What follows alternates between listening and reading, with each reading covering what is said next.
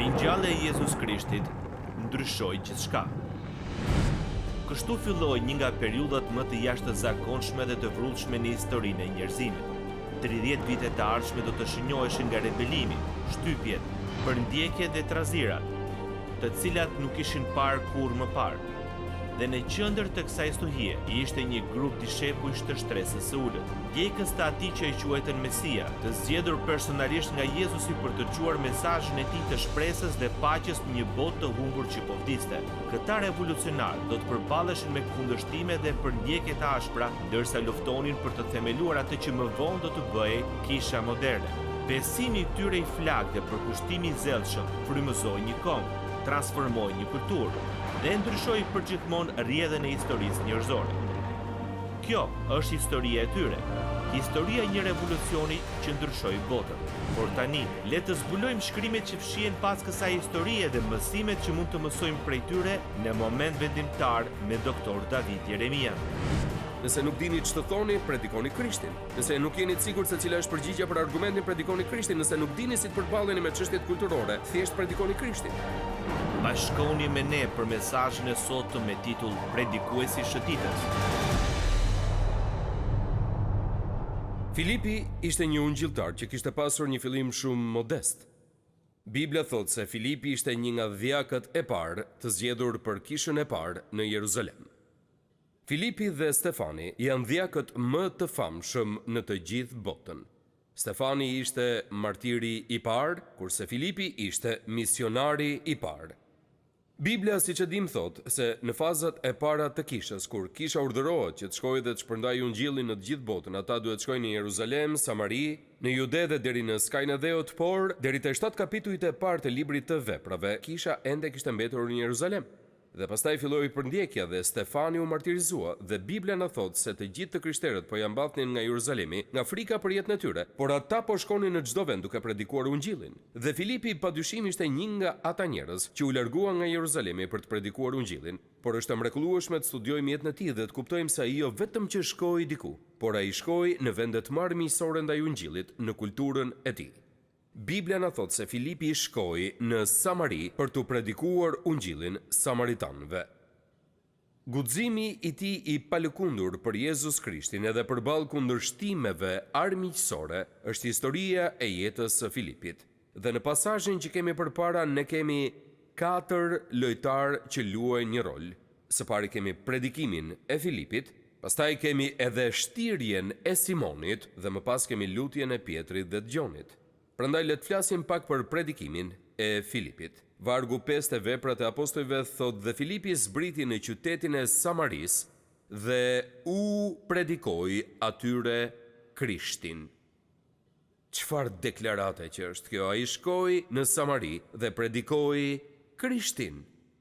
Ktu po ndodh diçka e mahnitshme. Filipi, dhjaku nga kisha e hershme, shkon në Samari dhe predikon Krishtin. Mund thoni po çfarë ka të pazakontë kjo? Po së pari ai predikoi Krishtin dhe së dyti që ai u predikoi Krishtin samaritanëve. Kuptoni që samaritanët urreheshin nga hebrejt. Samaria ishte 65 km në veri të Jeruzalemit, ishte kryeqyteti i lashtë i mbretërisë së Veriut. Dhe kur erdhën asirianët, e mundën mbretërinë e Veriut dhe i morën njerëzit me vete. Qyteti i Samaris filloi të mbushej me një përzierje hebrejsh dhe jo hebrejsh. Ishin njerëz që sot do të quheshin njerëz të përzier, entitetesh dhe të racave. Nuk ishin as kështu, por as ashtu. Nuk ishin hebrejnë të pastër dhe populli hebre në Jeruzalem i urrente ata. Ata do të ecnin edhe 15 km vetëm të mos kalonin përmes Samaris.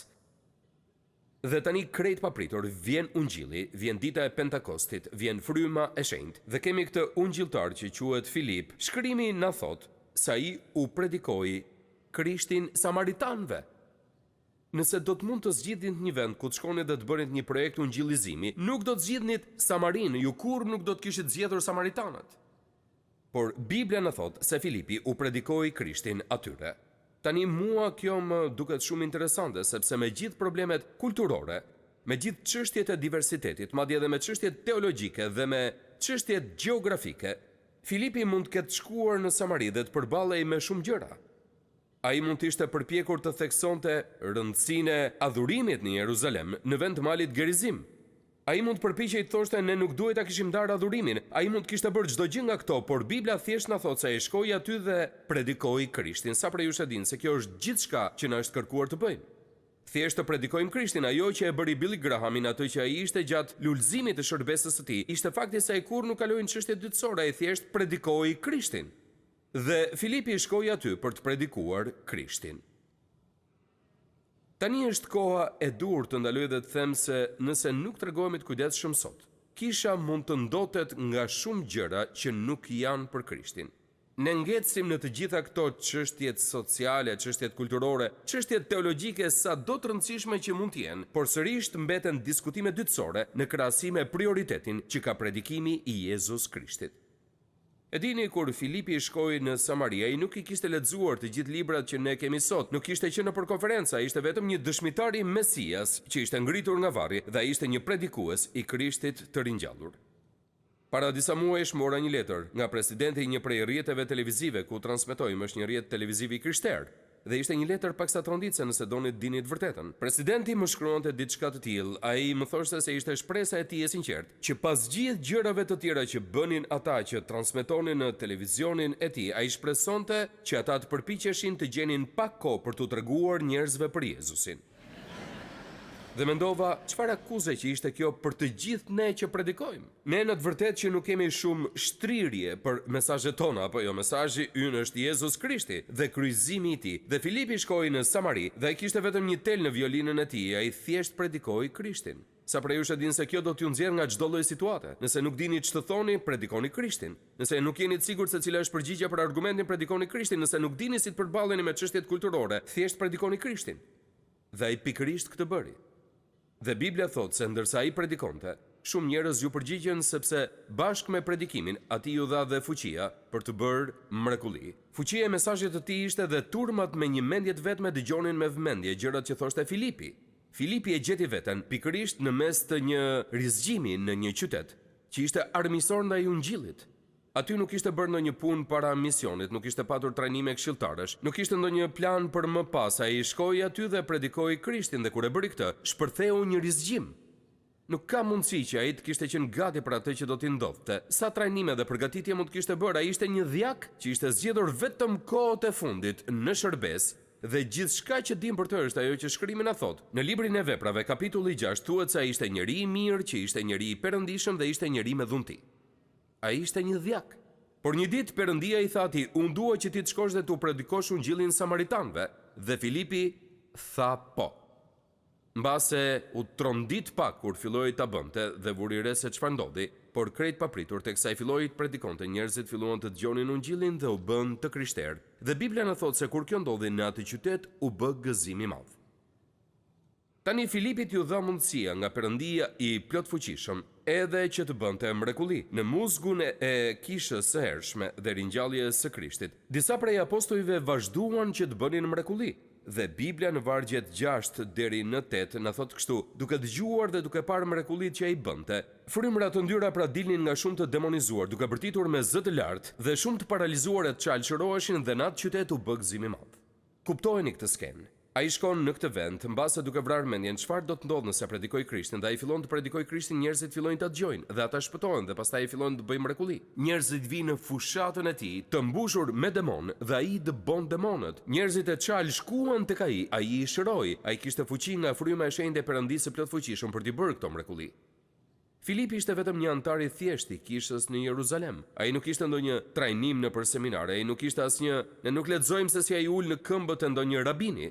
Më duket shumë interesante ndërsa studioj historinë e kishës dhe sidomos këto kohët e fundit, që Perëndia shpesh ka përdorur njerëz që nuk kanë pasur kualifikimet që duhen për të përdorur, dhe ai ka përdorur në mënyra shumë më madhështore se sa ai përdor disa njerëz që kanë gjithë avantazhet e arsimit dhe trajnimit. E po Filipi ishte kështu, ai shkoi aty, ai predikoi dhe bëri mrekulli. Kur i bëri të gjitha këto, ndodhi diçka që vështirë se mbaj mend nëse e lexojmë Dhjetën e Re vetëm një herë, por ndodhi diçka shumë interesante.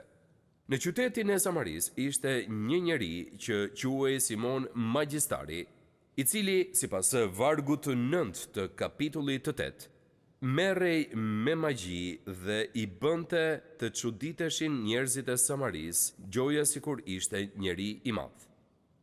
Kjo është një deklaratë interesante për këtë njeri. Biblia thotë se në qytetin e Samaris, ky njeri që quhej Simon bënte disa gjëra magjike. Ai praktikonte magjin, bënte truke magjike dhe ishte i aftë të bënte disa gjëra me anë të fuqisë së Satanit. Por ai pretendonte se ishte njeri i madh. Tani, pse na prezantohet ky në këtë pikë të historisë? Sepse kisha po fillon të lulëzojë dhe po fillon të rritet. Ajo po largohet nga Jeruzalemi, tani është në Samari dhe në Samari po ndodh një rizgjim dhe sa prej jush e din se kur të fillojmë të shohim Perëndin duke punuar, duhet shohim me kujdes sepse diku aty në cep të turmës do të jetë Satani duke u përpjekur të bëjë çdo gjë që mundet për ta ndërprerë këtë. Kur ne shpojmë një vrim në errësirën e mbretërisë së Satanit, ai nuk do të qëndrojë në vend dhe ta pranojë këtë. Prandaj është interesante që ai tashmë është përpjekur që të shkatroj punën e kishës. Ai e filloi duke u përpjekur për ta shkatruar kishën me anë të paras. Ai u kujtohet Anania dhe Safira. Ai u përpoi që ta dekurajonte kishën përmes vrasjes. Ju kujtohet Stefani? Kurse tani ai po përpiqet që të përdor imitimin. Ai do të përpiqet të imitoj shërbesën e ungjillit dhe të shohë se mund ta dekurajojë kishën dhe ta shkatrojë qëllimin e saj. Dhe ai përdor këtë njeri të quajtur Simon. Dhe ajo që fshihet pas në këtë ngjarje është fakti se Simon Magjistari e kupton se Filipi po fillon që t'ia heq popularitetin që ka. Ju kujtohet ai mendon se është njeri i madh, por dikush më i madh ka ardhur në qytetin e tij dhe teksa Filipi predikon, Simoni mërzitet shumë. Dhe Biblia na tregon se ai kishte shumë ndjekës, vargu 10, dhe të gjithë nga më i madhi te më i vogli ja vinin veshin duke thënë: "Ky është fuqia e madhe e Perëndis." Dhe e dëgjonin sepse prej një kohe të gjatë ai kishte mahnitur me magjit. Me fjalë të tjera, Simoni i kishte nën kthetrat e tij këta njerëz. Ai i kishte mashtruar ata për një periudhë të gjatë kohe që të besonin se ai ishte njeri i madh. Kurse tani ja ku po vjen Filipi. Prandaj vini re vendimin e tij. Në vargun 12 na thuhet, por kur i besuan Filipit që shpalli lajmin e mirë të gjërave të mbretërisë së Perëndis dhe emrin e Jezu Krishtit, burra dhe gra u pagëzuan. Kur Filipi predikoi Krishtin dhe mbretërinë, jetët e samaritanëve u transformuan dhe mrekullia e hirit të Perëndis u shfaq për tu parë nga të gjithë. Dhe vini re në vargun 13 se edhe vetë Simon Magjistari besoi në thonjza. Dhe mbasi u pagëzuarin të vazhdimisht me Filipin dhe duke parë veprat e fuqishme dhe shenjat që ishin bërë, mbeti i çuditur. Tani besimi i Simonit nuk që kur i sinqert, kur në thuhet se ai besoi, ai thjesht po shtirej. Ja se çfarë po ndodh këtu, Simoni sheh veprën e Filipit, ai e di që nuk mund të konkurojë me të, prandaj ja dhe arsyetimi i tij nëse nuk e mund dot bashkohu me të. Dhe ai vendosi do të bëhem pjesë e kishës. Ai donte që të zbulonte se si të bënte atë që bënte Filipi, prandaj ai u shtir sikur u bë pjesë e kishës. Ai madje shkoi aq larg sa dhe u pagëzua. Dhe qëndronte me Filipin gjithkohës, me sa duket ai e mashtroi Filipin. Duket se Filipi nuk e dinte se kush ishte ai. Dhe pastaj në këtë histori kemi një ndryshim drastik të skenës. Në vargun 14 na thuhet, apostujt dëgjuan në Jeruzalem se Samaria kishte pranuar fjalën e Perëndis. Pastaj vinë Gjoni dhe Pietri dhe kur pan se çfarë po ndodhte, Biblia na thot, kur këta arritën, vargu 15, u lutën për ta që të merrnin frymën e shenjtë, ata vetëm ishin pagëzuar në emër të Zotit Jezus. Dhe Biblia na thot se Pietri dhe Gjoni vun duart mbi ta dhe ata morën frymën e shenjtë. Tani ç'po ndodh këtu? Biblia thot se kur erdhi fryma e shenjtë në Jeruzalem, ai erdhi mbi qytetin e Jeruzalemit dhe të gjithë besimtarët që ishin mbledhur në qytet u mbushën me frymën e shenjtë. Por ai nuk erdhi mbi samaritanët, ata thjesht patën një rizgjim, shumë prej tyre sapo ishin shpëtuar. Dhe prandaj Perëndia i plotfuqishëm orkestroi një pagëzim të veçantë me frymën e shenjtë vetëm për samaritanët. Dhe Biblia thotë se kur samaritanët u bën të krishterë, Pietri dhe Gjoni erdhën aty dhe u lutën për ta. Dhe fryma e shenjtë zbriti në Samari dhe besimtarët samaritan u pagëzuan në trupin e Krishtit. Mund të thoni, po pse nuk u pagëzuan që në fillim? Unë besoj se arsyeja për këtë është që të kishte një manifestim se Perëndia është i interesuar për unitetin e kishës. Prandaj ai i pagëzoi këta besimtarë dhe ai i pagëzoi ata besimtarë dhe tani të krishterët hebrejnë dhe të krishterët samaritan ishin pjesë e trupit të Krishtit. Dhe kjo është shumë e rëndësishme në këtë tranzicion të kishës. Kur ndodhen të gjitha këto, Filipi po predikonte, Gjoni dhe Pietri vinë për të lutur. Dishepujt që janë rilindur gjatë këtij rizgjimi pagzohen me frymën e shenjtë. Dhe ja ku kemi Simonin, i cili po e humbet plotësisht territorin e tij. Duhet them se askush nuk po flet më për të në Samari. Askush. Gjithçka sillet rreth Filipit, rreth frymës së shenjtë dhe ka lidhje me këta burra që erdhën nga Jeruzalemi për të lutur për kishën e hershme. Dhe prandaj Simoni, ai nuk është as pak i lumtur për këtë. Prandaj dua që të shohim atë që ai bën. Kërkesa mëkatare e Simonit. Le të lexojmë vargjet 18 dhe 19. Kjo është e vështirë për të besuar nëse nuk e keni lexuar kohët e fundit. Shtangesh disi, kur sheh ligësinë e këtij njeriu. Dhe Simoni kur pa se me vënien e duarve të apostujve jepej fryma e shenjtë, u ofroi atyre para, duke thënë: "Ma jepni edhe mua këtë pushtet që ai të cili do t'i vë duart të marrë frymën e shenjtë." Simoni u përpoqi të blinte favoret shpirtërore nga apostujt. Ai e kishte kaluar jetën në botën e çuditëbërjes dhe të sensacionit. Kur ai pa fuqinë e Pietrit dhe të Gjonit, ai e lakmoi këtë fuqi për qëllimet e tij personale. Ai nuk ishte interesuar të jepte lavdi Perëndis. Ai po ëndrronte famën që do të kishte nëse do të mund të vinte duart mbi njerëzit dhe fryma e shenjtë të vinte mbi ta, siç ndodhi me Pietrin, Gjonin dhe Filipin. Kuptoni që në botën e Simonit çdo gjë kishte një çmim. Ashtu si në botën e Judës, kujtoni që Juda mund ta konvertonte adhurimin e Maris në Betani në para të thata. Ju kujtohet se si ai tha se parfumi mund shitej dhe fitimet t'u jepeshin të varfërve, ai madje dinte edhe sa vlente. Dhe Juda do të çiste edhe vetë shpotimtarin e tij për 30 monedha argjendi. Simoni, magjistari, bëri të njëjtën gjë. Ai vuri një çmim gjërave shpirtërore dhe u ofroi apostujve para. Juda vendosi se shpotimtari mund të blihej. Simoni mendoi se mund të blinte frymën e shenjtë. Dhe e dini se nga ky incident është krijuar edhe një fjalë tani në fjalorin ton. E dini se cila është kjo fjalë? Është fjala simoni. E dini se çfarë është simonia? Mund ta shihni në fjalor kur ktheheni në shtëpi. Simonia është praktika e shitjes te njerëzit e shërbimeve dhe përfitimeve shpirtërore. Adhurimi dhe shitja e indulgjencave dhe privilegjeve nga kisha e ka vazhduar këtë praktikë të keqe deri në ditët tona dhe kjo quhet simoni, të përpiqesh të blesh gjërat shpirtërore. Tani dëgjoni, kjo është një çmenduri e madhe sepse dini se cili është një nga emrat e frymës së shenjtë? Ai është dhurata e Atit. Tani si mund ta blejmë dhuratën e Atit? Nuk mundemi, dhurata është dhuratë dhe nuk është në shitje. Sa prej jush e din se ungjilli nuk është në shitje? Jezus Krishti nuk është në shitje, fryma e shenjtë nuk është në shitje. Çdo gjë që ka lidhje me ungjillin është falas dhe është një dhuratë nga Perëndia për gjithë ne dhe kur përpiqemi që të dalim dhe ta shesim këtë, kjo është gjëja më e ulët që mund të imagjinoni në kulturën e tyre. Dhe sa herë që kjo ndodh në kulturën tonë, nuk është as pak ndryshe. Tani më pëlqen Pietri, por më duhet t'ju them këtë. Kjo përgjigje e shkurtër ndaj Simon Magjistarit në këtë pasazh është: "E po unë do t'u lexoj ashtu siç është në Bibël, por ju përdorni imagjinatën tuaj ndërsa unë e lexoj, dakord?" Por Pietri i tha: "Le të humbas paraja jote dhe ti bashkë me të, sepse ti mendove se mund ta blesh me para dhuratën e Perëndis. Ti nuk e as pjesë, as short në këtë gjë, sepse zemra jote nuk është e drejtë përpara Perëndis."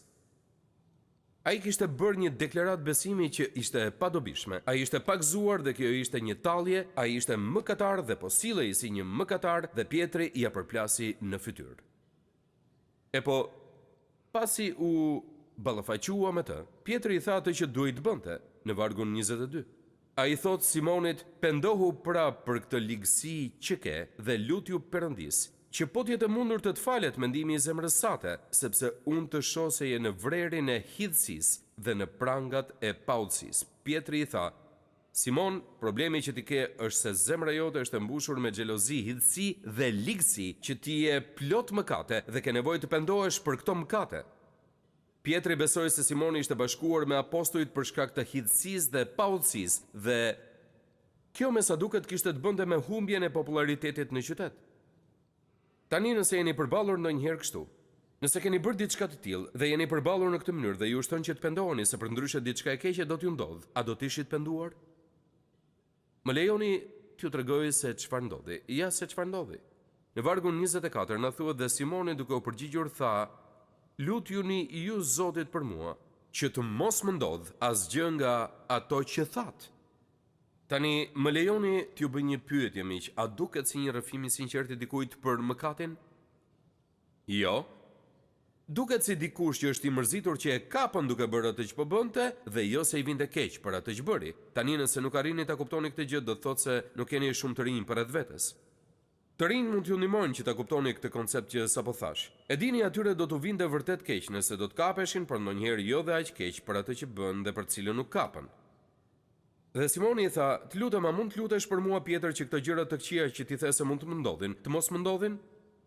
Qurtimi i drejt i Pjetrit e mpaku Simonin nga një magjistar të famshëm në një njeri të dobët që kishte frikë për shkatrimin e tij dhe i kërkon shërbëtorit të Zotit që të ndërmjetësoj për të. Unë ju premtoj se Pjetri nuk e bëri këtë lutje, sepse ajo që duhet bënte Simoni ishte të pendojë për mëkatin dhe të pastrohej. Tani, ky është fundi i historisë në librin e Veprave dhe pastaj na tregon se ata pasi i dhanë dëshmi dhe predikuan fjalën e Zotit, u kthye në Jeruzalem, Pietri dhe Gjoni dhe mbase Filipi me ta, tani Gjoni, u kthye në Jeruzalem pasi u ngjillëzuan shumë fshatra të samaritanëve.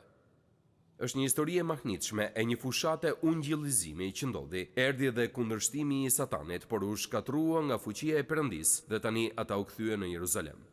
Dhe tani teksa vim tek mbyllja e kësaj historie, pyetja që duhet të bëjmë, ndërsa qëndrojmë në këtë sallë sot, në veçanti gjatë këtij brezi kaq shumë të larguar nga narrativa e kësaj historie, është kjo: çfarë kuptimi ka kjo për mua dhe çfarë mësimi duhet të nxjerr prej kësaj? Më lejoni t'ju jap disa ide, të cilat tingullisnin në zemër. Së pari, një nga gjërat që na mëson kjo histori është se përparimet e reja zakonisht nënkuptojnë kundërshtime të reja. Apostulli Paul e thot kështu në librin e parë të Korintasve, i thot, sepse mu hap një derë e madhe dhe e efektshme dhe kundërshtar ka shumë. Ne ndonjëherë themi edhe kështu, nuk ka lëvizje pa fërkim. Dhe këtë e kam vëzhguar në jetën time si pastor. Të prapësh ungjilli nuk është një sipërmarrje e këndshme dhe e thjeshtë. Bota është e mbushur me pengesa satanike që ngrihen me qëllimin e vetëm për të turbulluar ujërat dhe për ta bërë ungjillizimin shumë të vështirë. Simoni ishte në këtë ngjarje për të larguar vëmendjen nga puna e mrekullueshme e ripërtëritjes së unitetit mes armiqve të betuar, hebrejve dhe samaritanëve përmes fuqisë së ungjillit, dhe Satani dërgoi një nga përfaqësuesit e tij më të shëmtuar për të shkatruar gjithçka.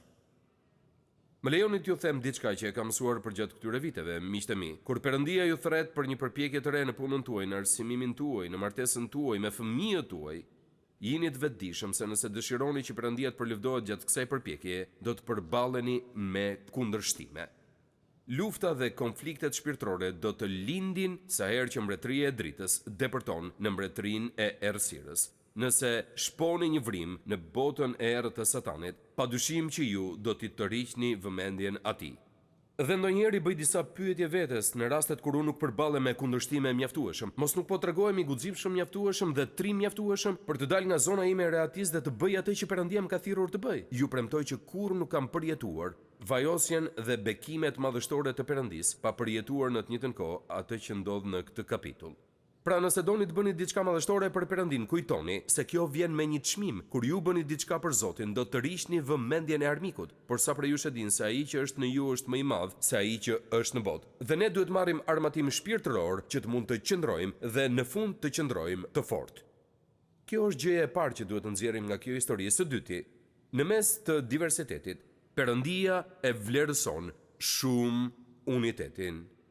A ishin të ndryshëm hebrejnë dhe samaritanët pa diskutim. Ata kishin Biblia të ndryshme, ata adhuronin në vende të ndryshme, ata kishin linja të ndryshme gjaku, dhe pas një periudhe prej disa qindra vjetësh, ata ishin bërë shumë të urryer për njëri tjetrin dhe shmangnin çdo lloj kontakti.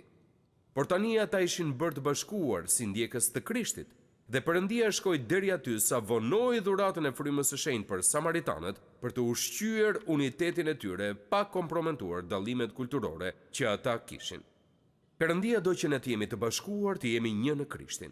Nuk ka problem nëse ruajmë dallimet tona kulturore dhe etnike për sa kohë që ata nuk na ndajnë nga njëri tjetri në Krishtin.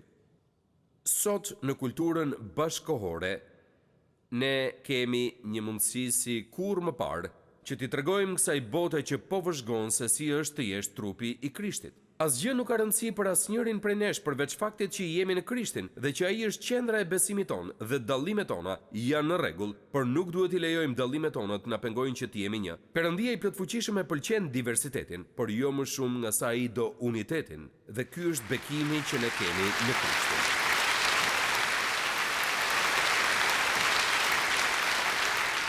Dhe së fundmi, jo vetëm që përparimet e reja sjellin kundërshtime të reja dhe në mes të diversitetit ne shohim një unitet madhështor, por gjëja e fundit që vëre, dhe ky është pak a shumë mesazhi i përgjithshëm i këtij kapitulli sipas gjykimit tim, është që Perëndia i jep njerëzve fuqinë e tij.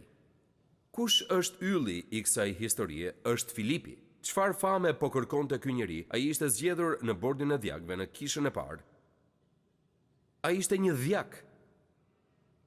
Dhe ai e dëgjoi zërin e Perëndis në jetën e tij, dhe nga të qenit djak në kishën e parë, ku ai po u shërbente ushqim fizik të vejave që ishin lënë pas dore, tani Perëndia e thirri për të shërbyer ushqim shpirtëror samaritanëve, të cilët në fillim nuk ishin shumë të hapur për ta pranuar. Perëndia thjesht po pret për njerëz si Filipi që të thonë po. Mos thoni nuk jam i kualifikuar, nëse Perëndia ju kërkon ta bëni, thoni po dhe ai do t'ju ndihmojë që të kualifikoheni.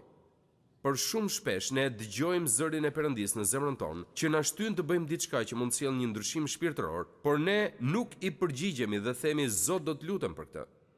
Ose Zot më jep pak kohë që ta mendoj këtë, ose që duhet të flas me familjen time, ose çfarë do tjetër. Por nëse është e qartë se po ju flet Zoti, gjëja e parë që duhet bëni është thjesht që të thoni po. Zoti i foli zemrës Filipit për samaritanët dhe Filipi thjesht tha po. Më pas gjëja tjetër që ai kuptoi ishte se u gjen në mes të një rrezimi të madh në qytetin e Samaris, ku fryma e shenjtë ju dha samaritanëve dhe ku Perëndia e tregoi veten të fortë, duke mundur Simonin armikun.